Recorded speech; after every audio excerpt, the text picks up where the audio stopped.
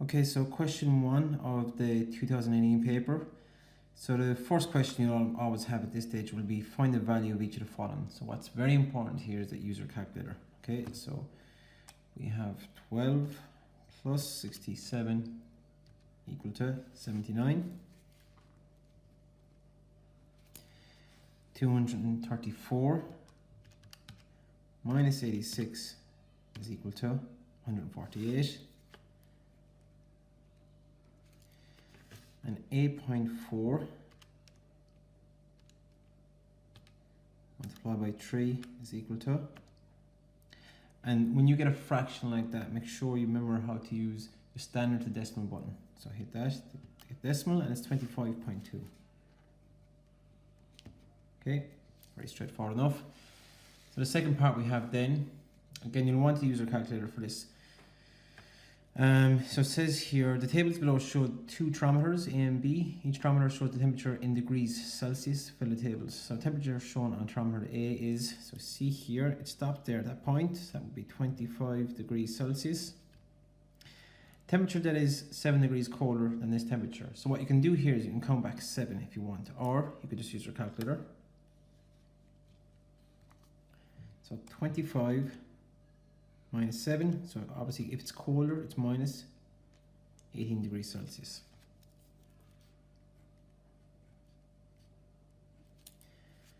And here then again, so it says, let's bring it up, it says define the temperature shown on thermometer B.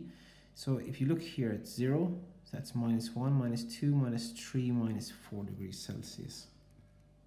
Again, temperature that is 10 degrees hotter than this temperature. Okay, so what I could do is I could count 10, but it's just easier if I go minus 4 plus 10, 6 degrees.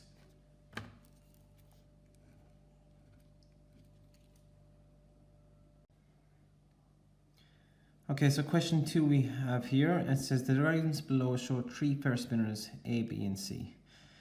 Each spinner has a white sector, which is represented by the W, and a grey sector, which is represented by the G. Okay, so here it says, which spinner has the highest probability of stopping on the white sector? Okay, so in other words, which spinner is most likely to stop on white? Good reason for answer. So you look here at the 3 spinners, A, B, and C. And if you look here, you can see that the biggest segment with white is spinner C. So let's go answer C, and the reason being is that spinner C has the biggest segment of white, biggest sector, whichever.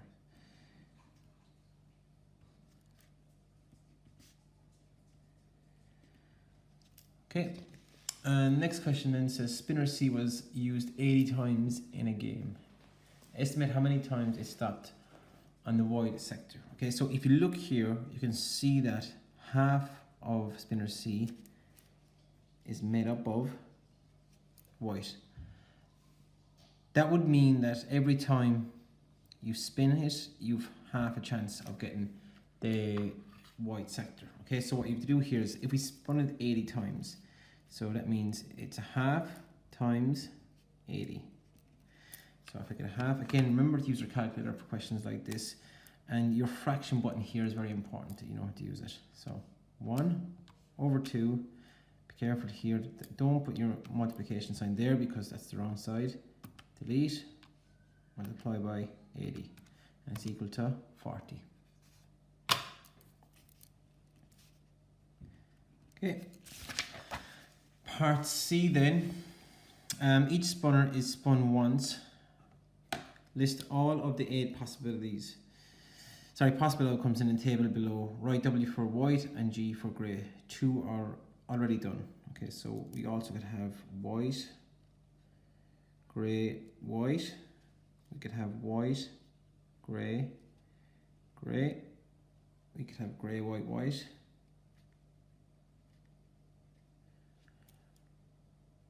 We could have grey, white, grey.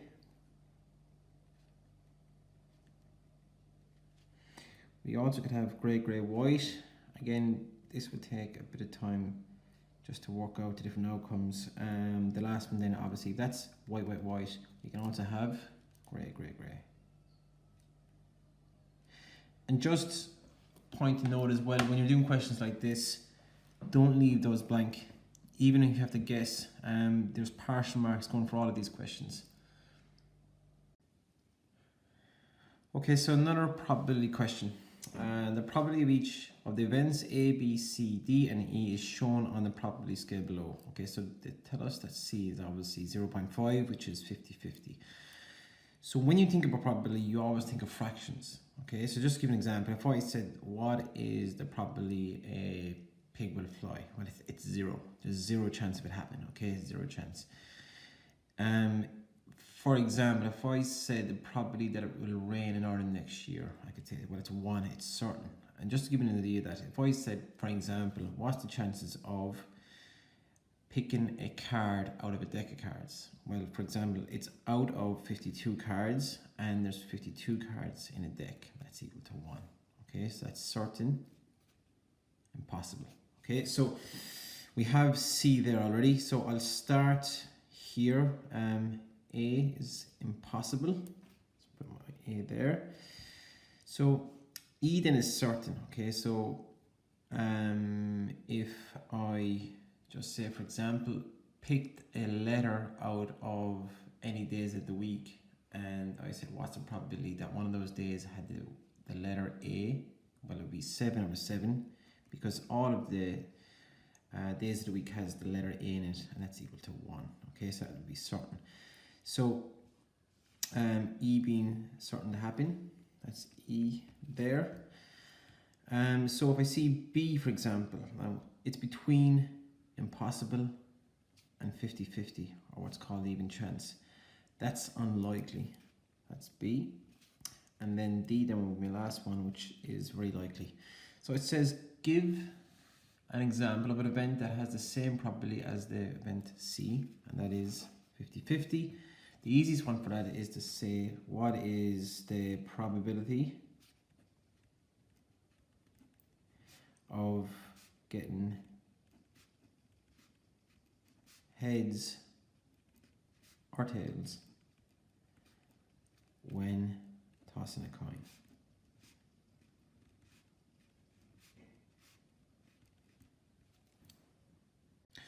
Okay, so it says part B of the question, write down the modal, which is the most common. This is also sometimes known as the mode. So if I look back here, the most common number I can see there is the 19.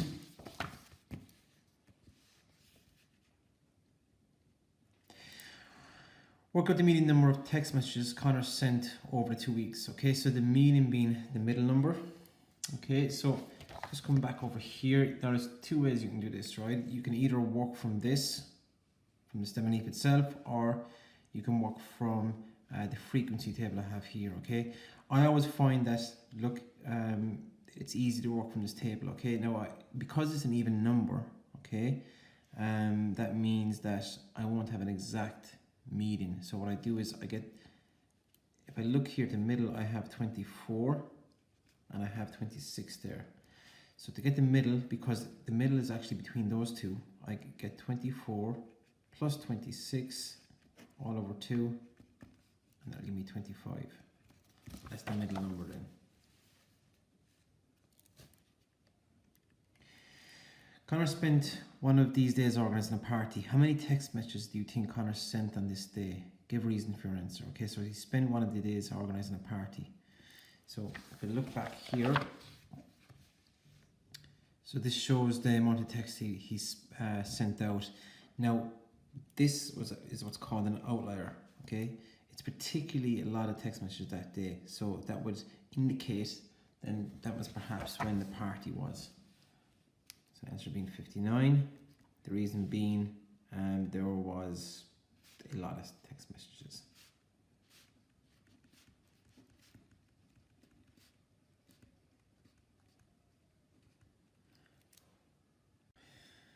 Okay, so we have question 5. Anika needs to buy 5 items in a shop. She estimates their total cost by rounding each item to the nearest euro and then find the sum of these values. Put in the table to show the estimated cost, so that's important, the estimated cost for each item and the estimated total cost. Okay, so so you have the nearest euro. Okay, that's important there. So so because it's €1.75, basically if it's a 5, so it's a 5 or above, you round up, and if it's 4 or below, it just stays. Okay. Okay, so the first one is 175, so that's nearest €2. Okay, because that's 7 there. And next we have €4.20, because that's below the 4 or below, it stays at 4.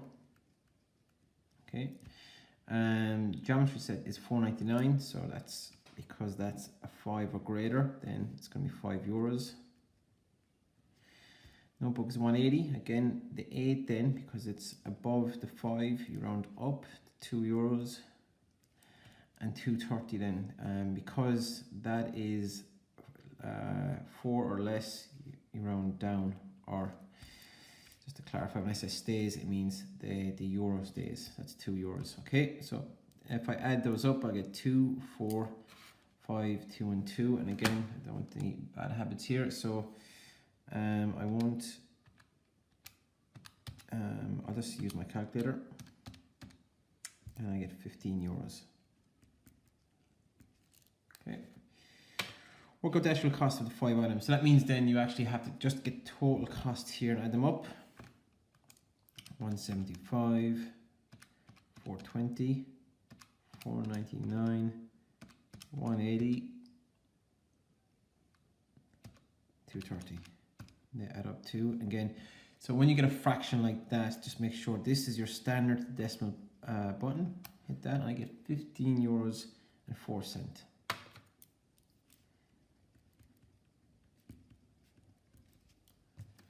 Okay, and part C then.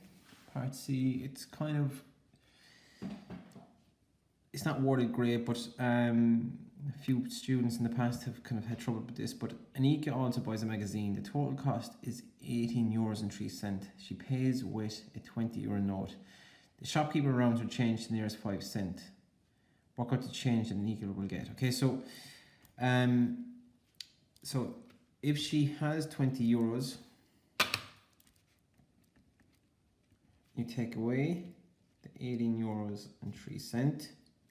Okay, so just again use your calculator. Calculator never makes a mistake. And €20 minus 18.03 is equal to, change to decimal, €1.97. So that's the change she gets. Okay. Now there's a small bit of confusion in this question, because it says here that you round to the nearest 5 cents. Okay, but if you look at this here, if it ends in 1, 2, 6, 7, you round down. Okay, so we can see here that that ends in a 7. Okay, and you round down to the nearest 5 cents would be €1.95. And that's your answer. Okay, so we have a small bit of financial arithmetic. Question 6. Keith's gross income is €420 per week. Keith pays income tax at the rate of 20%. Work out Keith's gross tax per week. So it tells you exactly how to do it. You get the gross tax, you get the 0.20, which is the 20%, multiplied by 420. 0.20 multiplied by 420 is equal to €84.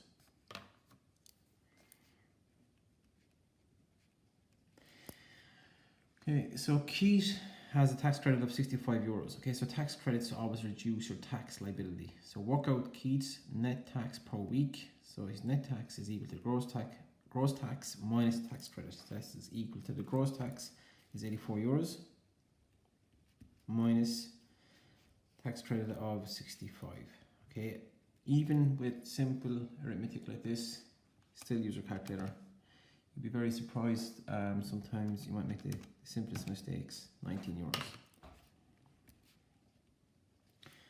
Okay, so it says then the last question here, work out Keith's net income per week. So the net income is equal to the gross income, which is up here, the 420,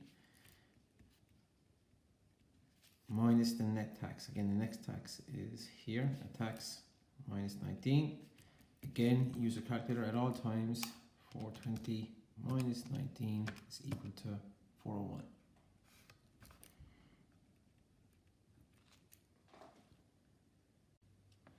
So here we have question 7. It's on sets.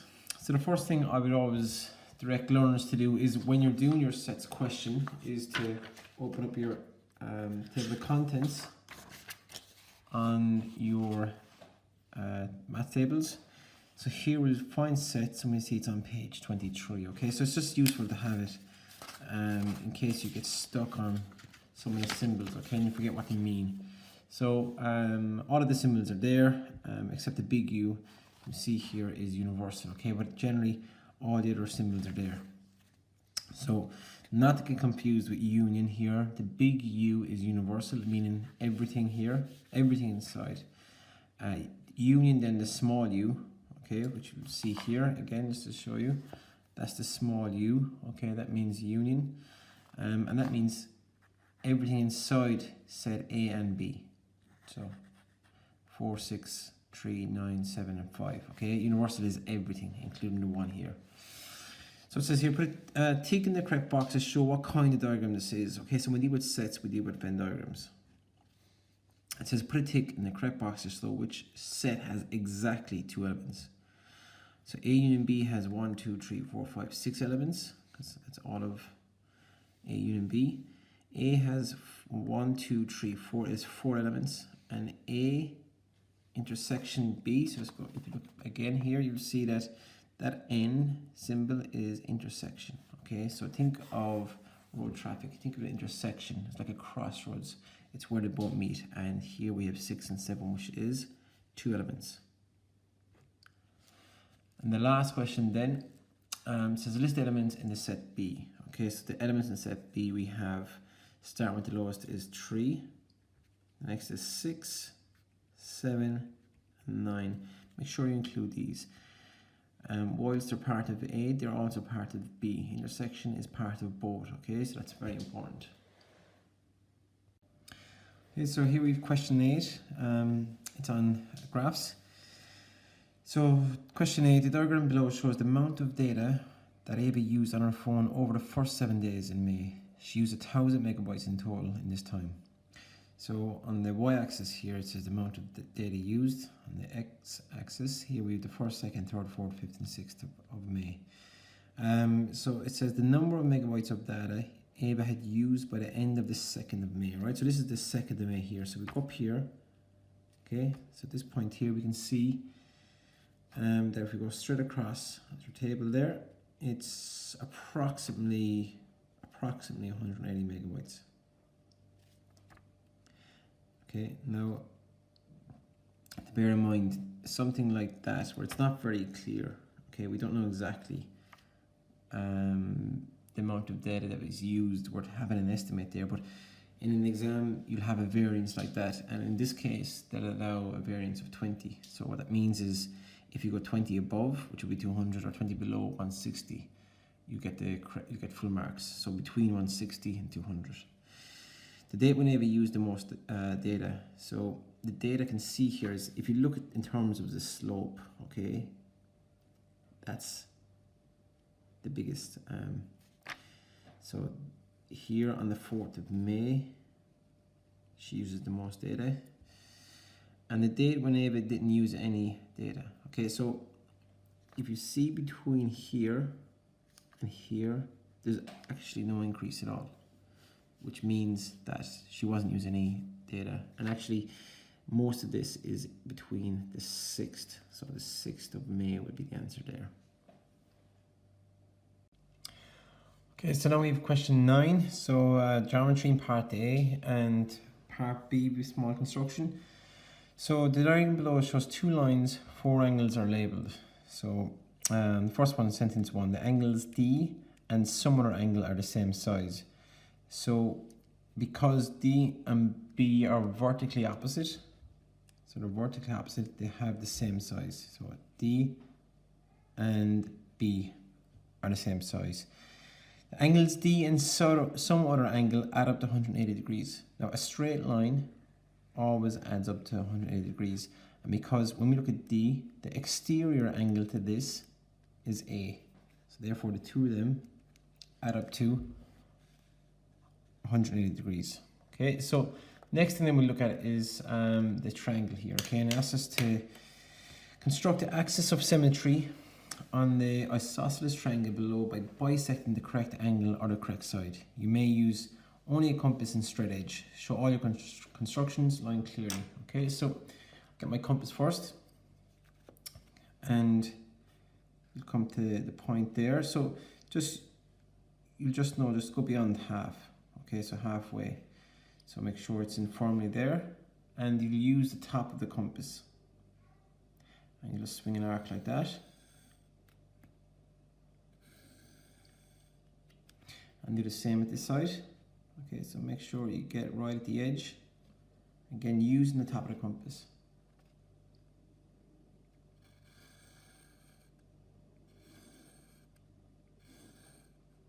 Okay, so I can see then I have 2 points there. I can use any straight edge just to join them up. So I get my line there. And now I've drawn a bisector, and that is symmetrical to that side. Okay, so here we have question 10, which is coordinate geometry. So if we look here, the first question says there is a cracked tile on the roof at D49.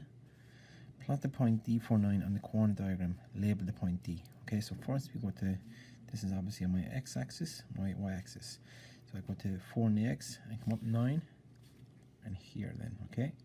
So I'll show you here that, okay, we're on 9 on the y and 4 on the x-axis.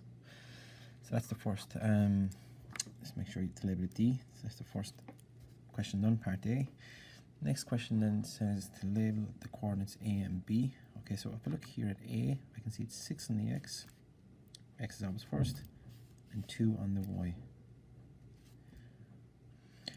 Part B then, or the B coordinate, so it's 8 on the x-axis and 4 on the y. Okay, so that's part A and part B done. Okay, so the next question then, okay, we see they're looking for the midpoint. Okay, now again we'll go to our tables. We'll go to the table of contents. Okay, and here we're looking for coordinate geometry, okay, because it's all about coordinates.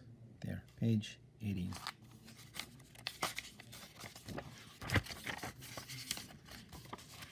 Now I'm looking for the midpoint, okay, so looking for the midpoint formula first, okay, so I look here, come down, I see midpoint. x1 plus x2 over 2, y1 plus y2 over 2. So I'll write that formula down first. So you get some marks for that, just to start off, even if you got the rest of it incorrect. So midpoint is equal to x1 plus x2 all over 2, y1 plus y2 all over 2. Okay, so if I go back here and see actually what are the coordinates for x, a and b, so it's 6, 2 and 8, 4. So 6, 2 and 8, 4.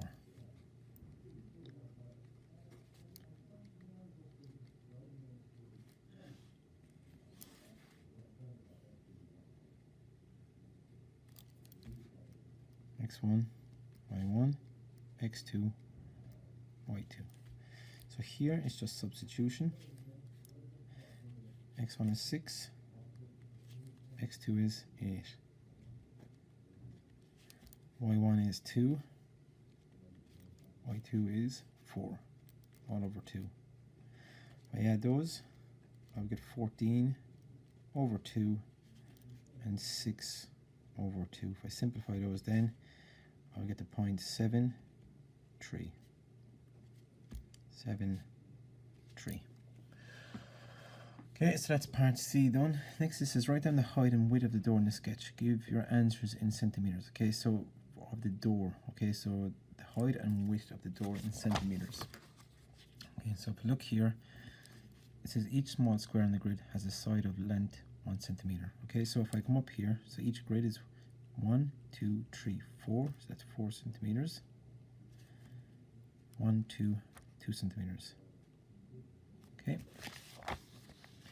So here I can see the height is 4 and 2. Okay. That's 4 and 2. So 1, 2, 3, 4, 1, 2. Each small square in the grid has a side of length 1 centimeters. Okay, so that's where I got that information from. We'll work out the area in the sketch. Okay, so firstly, formula, area is equal to length by width. So area is equal to 4 by 2, which is equal to 8 centimeters squared. That's important. Okay, you could lose a mark if you dump it in the squared part. The last part says the sketch is the scale. So for every centimeters, it's actually 0.5 centimeters. Okay, so that means then, so 1 centimeter is equal to 0.5 meters. So you can just have to go back. Okay, so for example, 4 centimeters, then if I half that is 2 and change it to meters. So that the actual height is 2 meters, and the width then is 2 centimeters. Okay, then if I half that, it'll be 1 meter. Okay, so now we part G. So it says Joan wants to paint a house an area of roughly 170 meters. Each net paint will cover 100 meters and cost €42.50. Joan can only buy full tins of paint, so in other words, you can't buy a half tin or a quarter tin. It's not possible to buy part of a tin. Work out how much the paint will cost. Okay, so if it's 170 meters that she needs, okay, and each tin is 100 meters. So if I divide that by 100 to find out exactly how much we need, that will give us 1.7 tins. Okay, now it is not possible to buy a part of a tin, so we need actually 2 tins. If we multiply that by the cost of a tin, which is €42.50. Okay, as I said, always use your calculator for this. Okay, it doesn't matter if you do it in your head, you still use a calculator. Okay, so 2 multiplied by 42.50 is equal to €85.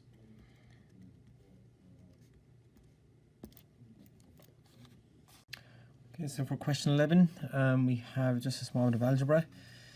So the first one says simplify. Okay, so that means we just simplify. We can't find the value, we just clean it up. Okay, so I'll look at my t's first. I see I have 1t and 9t. So I'll add those together. So t plus 9t, and then I have the 6c minus 2c. So 9t and 1t will give us 10t. 6c minus 2c will give us 4c. So next question then it says find the value of b, where 4b plus 280 is equal to 500. Okay, so 4b plus 280 is equal to 500. Okay, so you want to end up with b is equal to something. So with that we get 4b equals to 500, and I bring this across to the other side of the equation. When I do that, it changes sign. I can simplify here. 4b, so 500 minus 280. 220.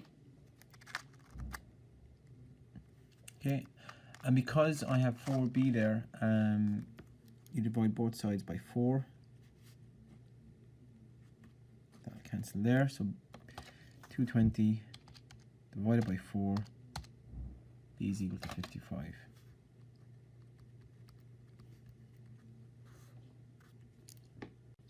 Okay, so for question 12, this is a bit more algebra. Shop sells apples for €1. Okay, that A represents the number of euros, and bananas for B, euro each. Complete the table below by writing in the missing description and the 3 missing expressions. Give each expression in terms of A and or B. So the cost of 3 apples is 3A. So the cost of 5 bananas would be 5B, because we're told that B represents the bananas. So B for each banana. The cost of 2 bananas and 6 apples. Well, if A represents apples and B represents bananas, we'll have 2B plus 6A. Okay, so here they're actually giving us the expression. Okay, so we have to give the description. So A, 1 apple, and, sorry, plus should be and, 2b, which is 2 bananas. 2b. The change from €10 when you buy three apples. So that'll be 10. Take away the 3 apples, which is the minus. 3 apples is 3a. The change from 20, so you're doing the same thing here, except this time is 20. And you buy 5 bananas, so it's minus 5b. It's question 13. So we just have graphs here, small bit of a function. Dominic has a sore throat. He buys a bottle with 160 milliliters of medicine in it. He takes 20 milliliters of the medicine each day. Fill in the table showing the amount of medicine left in the bottle at the end of each day for the first 5 days. Okay, so this is important here. He takes 20 milliliters each day. Okay, so that means it's taking 20 off every day. So it's this week, day 1 will be 140, day 2 will be 120. And every time you're just taking 20 off it. Okay, so 100 minus 20 will give us 100. Okay, minus 20 again will give us 80 and 60 then. Okay, it's linear. So 140, first day, 120 is 2. 3 will be 100. Again, you just have to plot these. You don't actually have to draw a graph yet. 4 will be 80. Okay, so that's 80. 4. And 5 will be 60. Okay, and I've done that.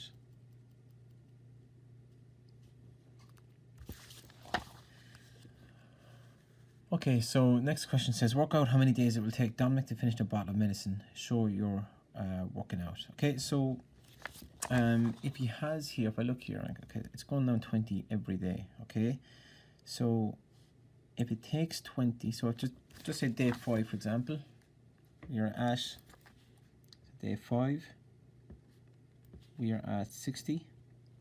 So day 6, we take another 20 off, it'll be at 40. Day 7 will be at 20. Day 8 is finished then. Okay. Dominic says the amount of medicine left in the bottle at each day follows a linear pattern. Give a reason why Dominic is correct. Okay, so you could say that a reason why it's correct is, well, because the difference, and if you want, you can just say the first is always 20. Okay, put a tick in the correct box to show which expression represents this linear pattern, where D is the number of days. Tick one box only. Okay, so excuse me. So how you could do this is, well, we start at 160. Okay, and it's taking 20 off every day.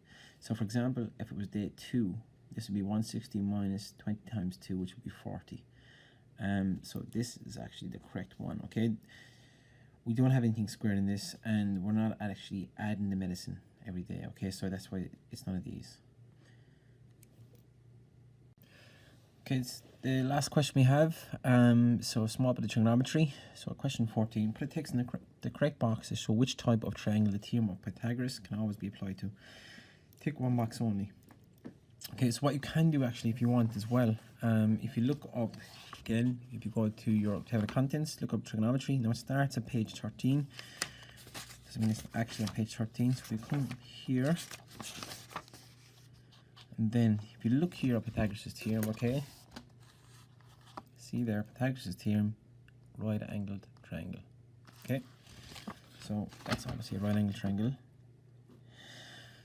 Next question then says, Emma is going to use a rope to tie down the flagpole as shown in the diagram below. The size of the two angles are given in the diagram below. Find the size of the angle Y, the third angle in this triangle. Okay, so you should know that the angles in a triangle add up to 180 degrees. Okay, so this plus this plus this should equal 180 degrees. So if I add 90 degrees plus the 27, okay, and just ensure there's no mistakes made. So 90 plus 27 is equal to 117. So 117 degrees. So 180 degrees minus 117 degrees.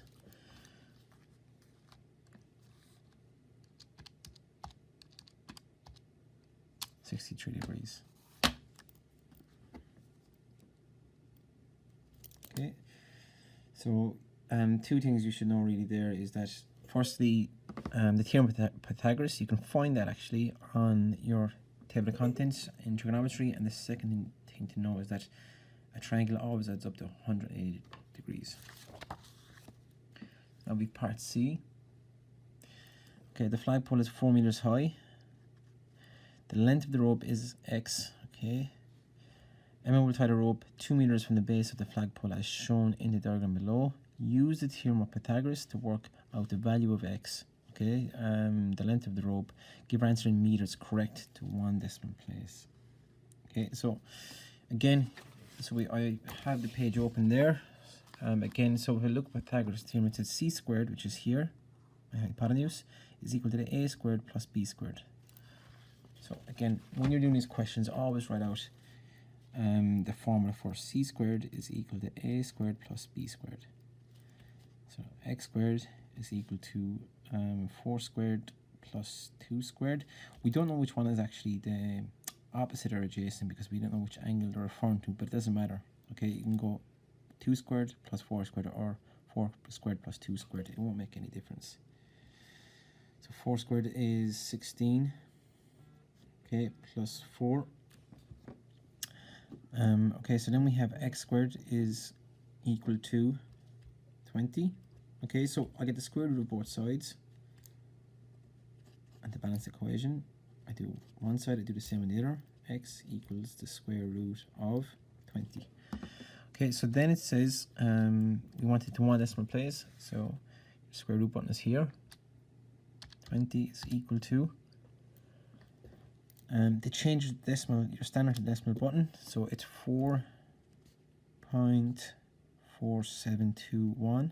Now it says to 1 decimal place, so it's equal to 4.5.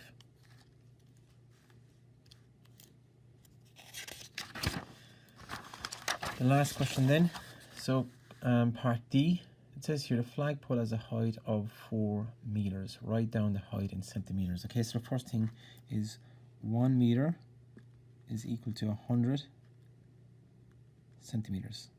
Okay, so it's 4 meters then, it's equal to 400 centimeters.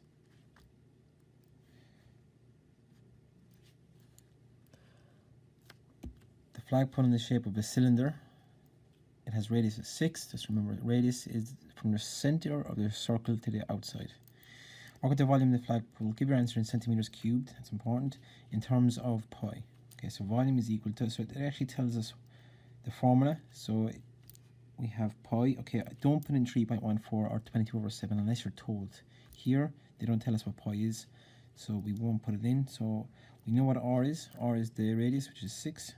6 squared multiplied by the height, which is 4 meters, okay? But here we're using centimeters, okay? So by 400 centimeters, which I got from there. Okay, so how you use that in a calculator? Well, firstly, you have to get pi.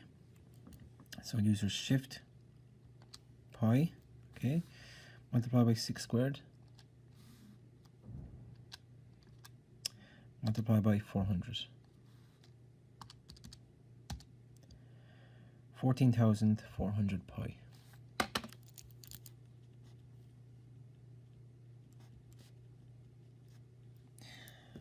And that's the 2018 Junior Cert Foundation paper.